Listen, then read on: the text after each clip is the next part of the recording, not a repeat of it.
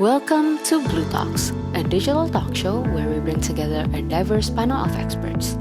Join us as we uncover the mysteries behind the stock market, explore the dynamics of global economies, and shed light on the latest trends shaping the financial world one episode at a time. Sit back and get ready to immerse yourself in Blue Talks. Let the conversation begin.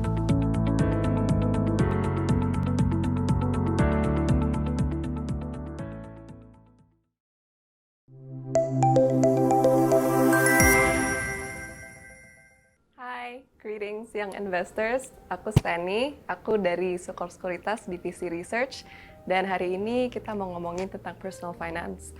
Biar nggak bosen, yuk kita jalan-jalan di headquarters Sukor.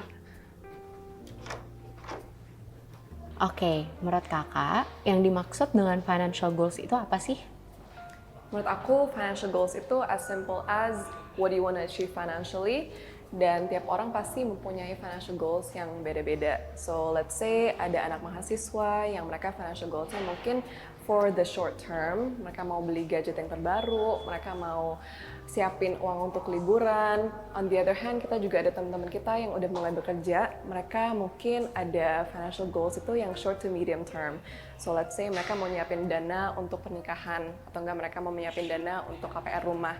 Lastly, we have a long-term financial goal that is biasanya untuk dana pensiun. So I think financial goal itu tiap orang beda-beda, dan kita harus tentuin dulu apa itu, dan kita harus tentuin dulu jangka waktu yang diperlukan itu berapa lama. Dari situ we can move to further plans. Nah, menurut kakak, seberapa penting sih untuk kita punya financial literacy untuk mencapai financial goals kita? Tentunya financial literacy sangat penting untuk kita mencapai financial goals kita, karena dari situ we can learn how to manage our money. Kita juga belajar bagaimana mengalokasi investasi kami, dan dari situ we can protect ourselves dari potentially finding ourselves in a situation where ada investasi bodong, scam, dan lain-lain. Oke, mungkin sekarang Kak Steni bisa jelasin nih financial goals yang realistis itu seperti apa sih? Menurut saya, financial goals yang realistis itu yang sesuai dengan kemampuan kita saat itu. Jadi ibaratnya itu know yourself, dan let's say kamu ada financial goal untuk nabung 5 juta per bulannya. We need to make sure that our lifestyle can actually support that goal. Dan misalnya kamu ada kebiasaan untuk tiap hari itu naik taksi kemana-mana. Maybe we can compensate that with nebeng temen, atau enggak untuk naik MRT, atau enggak untuk naik kendaraan umum lainnya. Dan menurut aku financial goal yang realistis itu enggak harus let's say you want to start langsung 10 financial goals. Tapi for me we can say start small. Let's say 3 financial goals, dan dari situ kita bisa slowly build up, slowly plan for something bigger. Oke, nah gimana sih cara kita mengelola uang yang baik supaya mencapai financial goals yang tadi kita inginkan?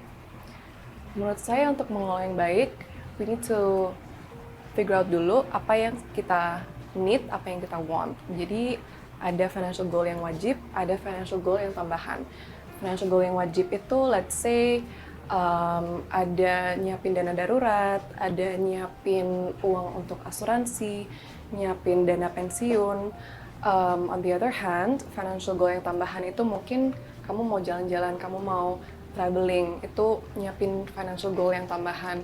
Atau enggak, kamu mau beli mobil, kamu mau beli gadget. So I think figure out first what is your want, what is your need, dan dari situ kita bisa alokasi. For example, 50, 30, 20. So let's say 50% dari pendapatan kamu masukin ke needs. 30%-nya kamu masukin ke wants, 20% lagi kamu masukin ke savings. Dan setelah kamu tahu alokasi yang seberapa yang kamu mau masukin, tentunya is very different. Everyone has different financial goals. Semuanya ada pemasukan yang beda-beda, situasi yang beda-beda. Dan dari situ kita bikin lagi our financial risk itu kayak gimana.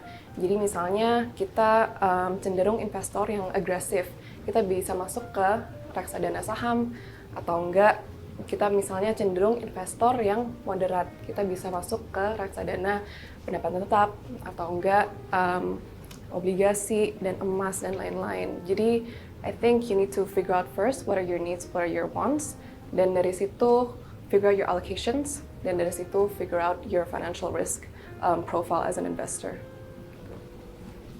Oke, mungkin sekarang kakak boleh jelasin nih ruangan yang di sebelah kanan kakak tuh apa ya?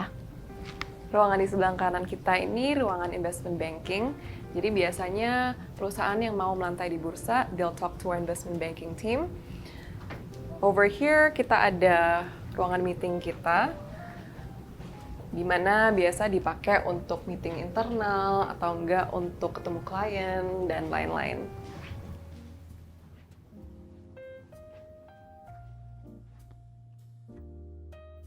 Oke kak, kan generasi kita ini sering banget yang namanya impulsive buying. Gimana sih caranya kita maintain lifestyle tanpa ngelupain financial goals kita? Nah di sini kayaknya menurut saya pentingnya disiplin sama kesadaran diri.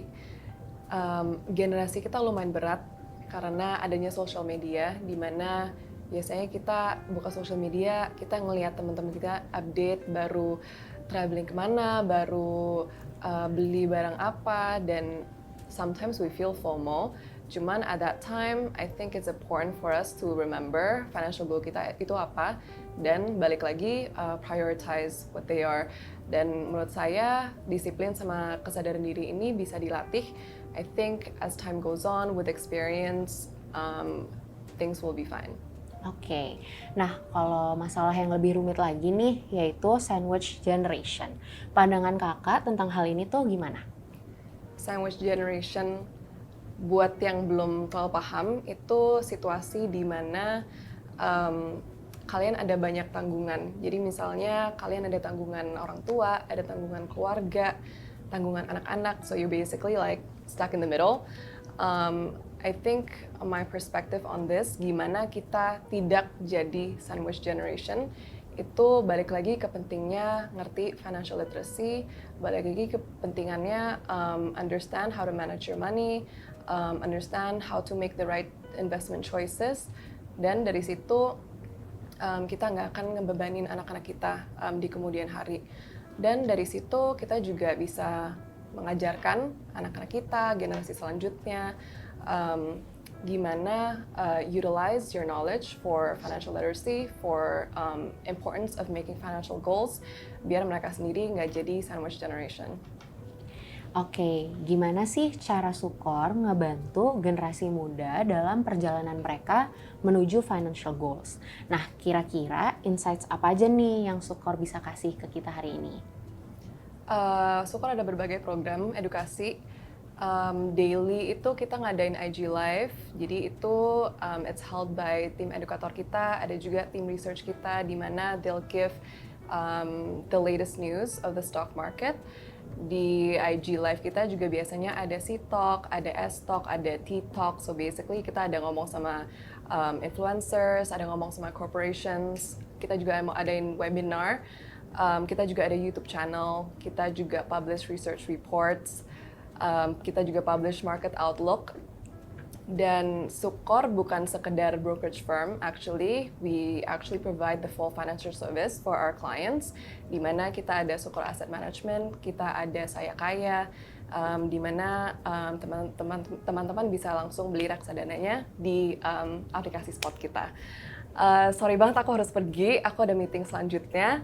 Tapi jangan sedih, soalnya Sukor sama ICMSS ada episode selanjutnya. Thank you, young investors. Bye.